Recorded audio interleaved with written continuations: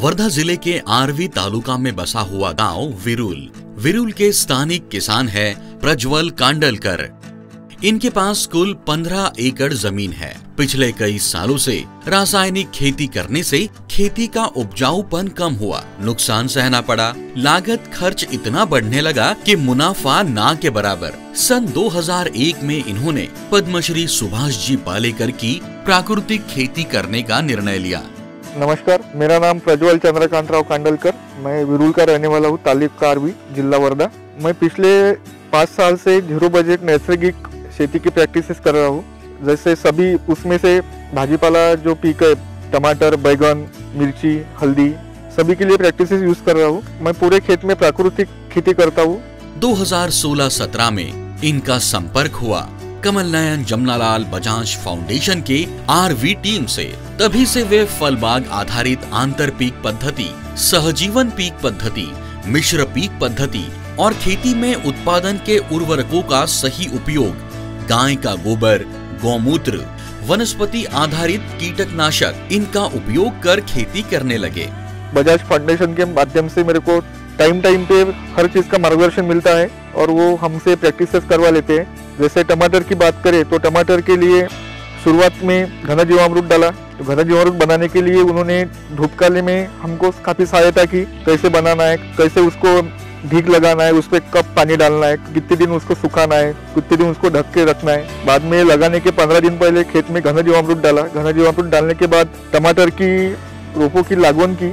उसके बाद जो जीवामृत है वो कैसे कैसे डोज में उसको बढ़ाते जाना है। तो उन्होंने हर टाइम पे आके हमको बताया कि आप इतना मिली यूज कीजिए, उसके बाद आगे में उसको कितना डोज बढ़ाना है। बाद में जैसे स्प्रेइंग का टाइम आया तो स्प्रेइंग में दशपर्णी, निमास्त्र बनाने के लिए कैसा बनाना है, कितने क्वांटिटी में क्या यूज करना है, तो हमको काफी सहायता मिली।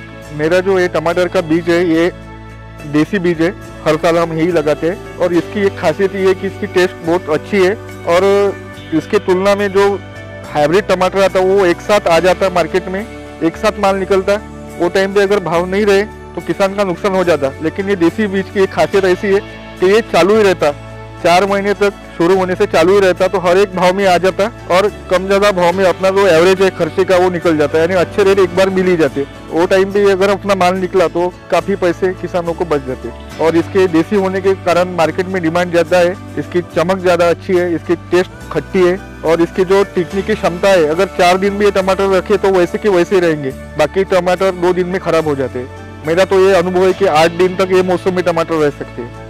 इस पे आने वाले जो अटैक है, वायरल इन्फेक्शन जो बोलते हैं, तो वो हमने जो छाछ का उपयोग करके बहुत दिनों तक कंट्रोल में रखा। छाछ का उपयोग हमने हर पंप में 400 मिली छाछ और उसके साथ जीवामृत ऐसा मिला के स्प्रे भी किया, नीचे से भी दिया और ऊपर से स्प्रे भी किया। हर हफ्ते में 2 बार छाछ का उपयोग किया, तो उससे पैदावार भी बढ़ी और जो चमक है टमाटर की वो बढ़ी और वायरस जो है वो बहुत दिन तक कंट्रोल में रहा। और हमने ये कंट्रोल होने के लिए, जैसे हम उसमें मिश्र पीक पद्धति बोलते हैं, तो उसके लिए हमने गेंदा लगाया और नाइट्रोजन का सोर्स बढ़ाने के लिए इसमें चौलाई लगाई थी।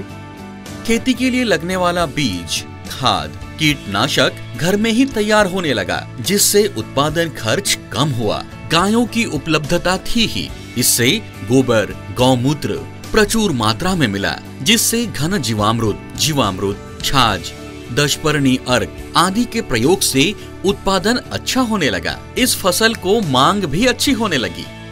और जैसे टमाटर का अगर अपन बात करते हैं तो टमाटर इस साल हमारे एरिया में 100 एकड़ के ऊपर लागवन हुई, लेकिन पूरे प्लॉट वायरल इन्फेक्शन की वजह से खराब हो गए। सब बाकी किसानों ने वो निकाल डाले, लेकिन अपना घना जीवामृत, दशपर्णी, इसके स्प्रे और जीरो बजट की प्रैक्टिसेस से कुछ भी वो माल कम निकला, लेकिन माल चालू रहा, पूरा निकाल के फेंकना नहीं पड़ा। और उसके वजह से मार्केट में जो रेट है, बाकी लोगों का टमाटर नहीं था, तो मेरे टमाटर को प्रति कैरेट 1000, 1200, 800, एवरेज में 2 महीने में 700 से लेके 1000 रुपए तक एवरेज में रेट मिला। और हर हफ्ते मेरे 50 के आसपास कैरेट निकलते टमाटर के। और जो मजूरी का खर्चा है, जो यहाँ पे पानी देना है, मजूरी है, स्प्रे करना है, ये सब खर्चा मिला के मेरे को 1,60,000 रुपए नेट प्रॉफिट अब तक टमाटर में आया है।